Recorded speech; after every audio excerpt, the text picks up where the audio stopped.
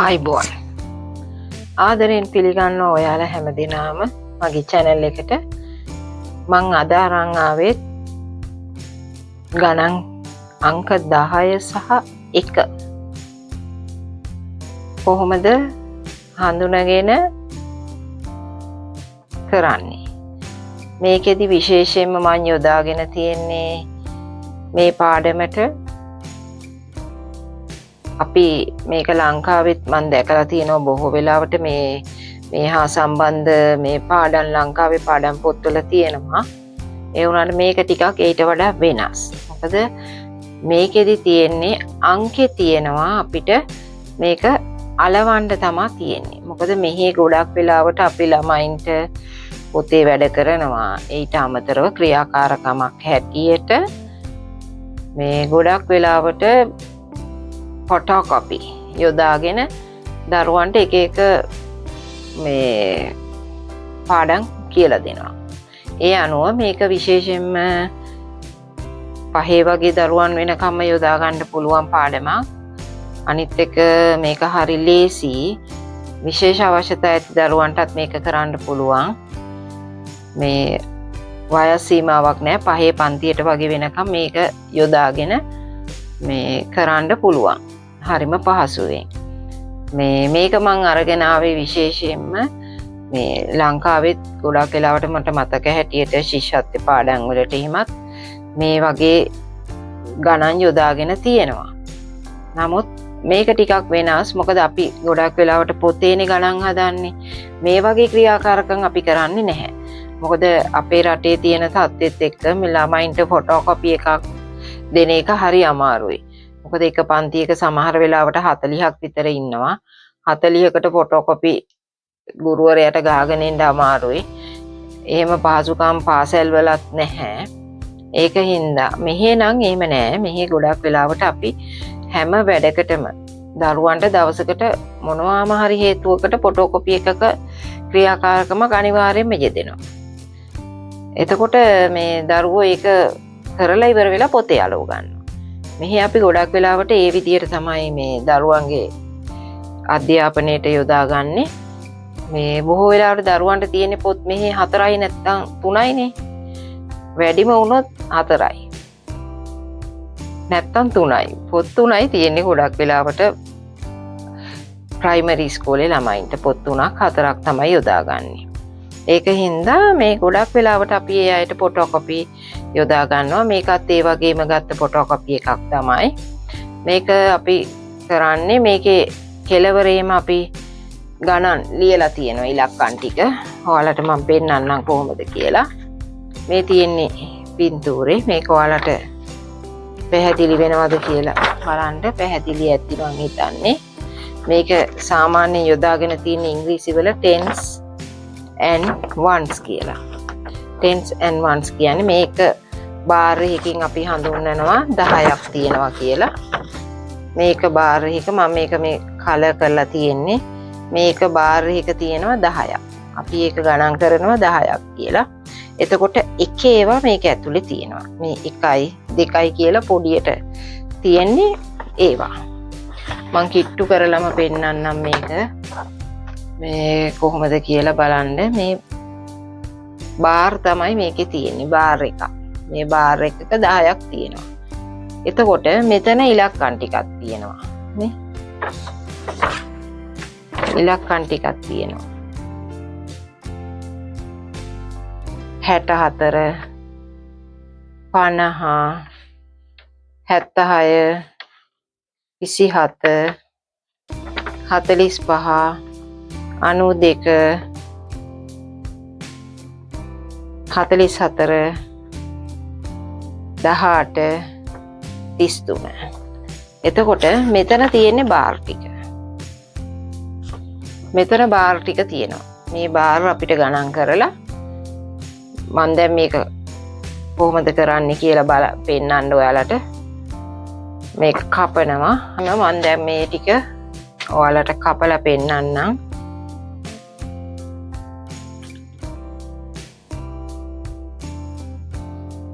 මේ ටික මම කපනවා මේ අංක පිළිවෙලටම.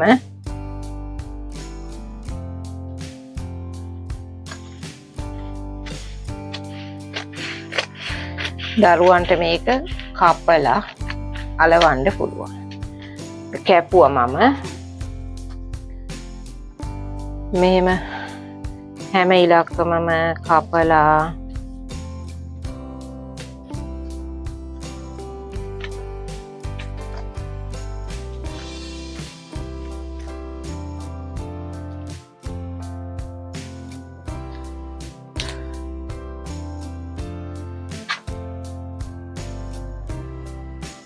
හැටහතර 50 76 27 45 92 44 18 33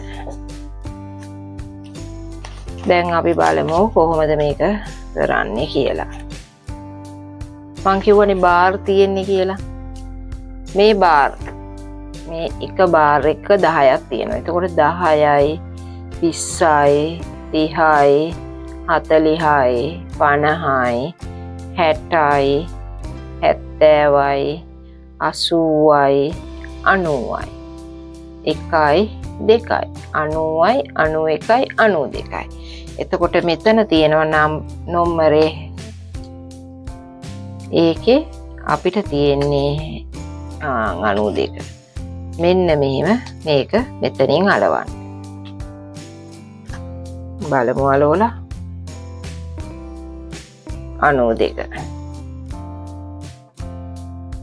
මේ තියෙන්නේ 10 මේ බාර් එක 10යි කියවනේ 10යි 20යි 30යි 40යි 50යි 60යි. එතන තියෙනවා හතරක් 61යි 62යි 63යි 64යි. අපිට තියෙන්නේ මේකේ 64 අංකේ කොයිද තියෙන්නේ කියලා බලලා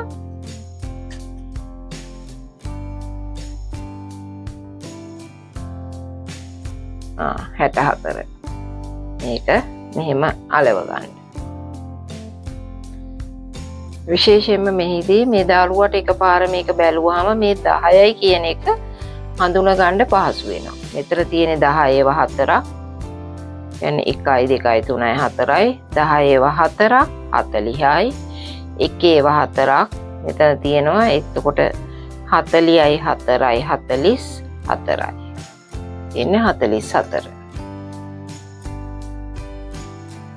මේක විශේෂ අවශ්‍යතා ඇති දරුවන්ටත් විශේෂයෙන්ම පහසුවෙන් යොදා ගන්න පුළුවන්.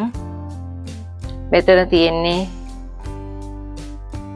බාර් 5ක් 1යි 2යි 3යි 4යි 5යි 10යි 20යි 30යි 40යි 50යි. ඉන්නේ 50 අපිට යොදා ගන්න පුළුවන්. 50. මෙතන තියෙන බාර් 3යි 1යි 2යි 3යි 10යි 20යි 30යි 31යි 32යි 33යි. බාර් 3යි 1 3යි 10 3යි 1 3යි 33යි.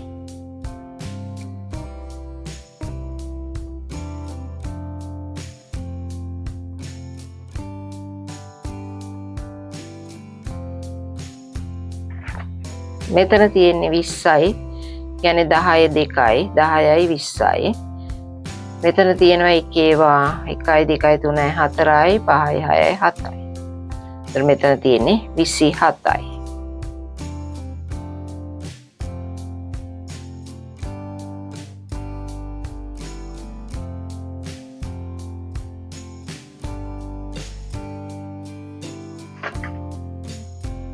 මෙතන තියෙනවා බාර් 4ක් 1යි 2යි 3යි 4යි කියන්නේ 10යි 20යි 30යි 40යි.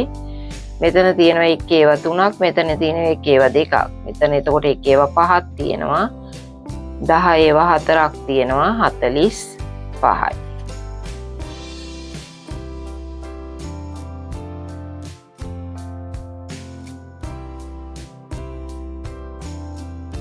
සාමාන්‍ය විශේෂ අවශ්‍යතා ඇති දරුවෝ ඉන්න පාසලකට නම් මේ වගේ ඒවා ෆොටෝකොපි ගහලා ලැමිනේට් කරලා තියාගත්තාම මේවා ඉලක්කම් හැටියට මේ කොටු වල ලියන්න පුළුවන්. වයිට් බෝඩ් වයිට් බෝඩ් පෙන් එකකින් ලිව්වහම මේක මකන්න පුළුවන්. ලැමිනේට් කරලා තියාගත්තාම එයාට නිතර නිතර පාවිච්චි කරන්න පුළුවන්. මෙතන තියෙන්නේ 10යි, මෙතන තියෙනවා 4ක්, මෙතන තියෙනවා 4ක්, 4යි 4යි 8යි, 10යි බාර් 1යි. එතකොට 10යි 8යි 18යි.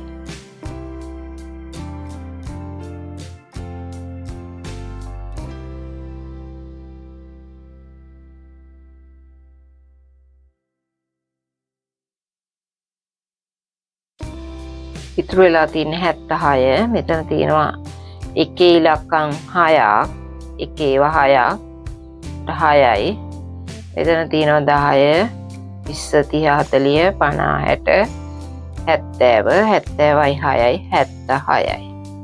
මේ විදිහට තමයි මේක කරන්නේ. මට මතක හැටියට මේක ලංකාවේ පොත්වලත් තියෙනවා. විශේෂත්වයක් තියෙන්නේ මේවා අපි මේ නිතර නිතර පොත්වල ලියන්න දෙනවට වඩා මේ ෆොටෝකොපි එකක මේ වගේ වැඩ කරන්න දුන්නාම දරුවා ඉක්මනින්ම හඳුනා ගන්නවා 10ක් බාර් එක 10යි.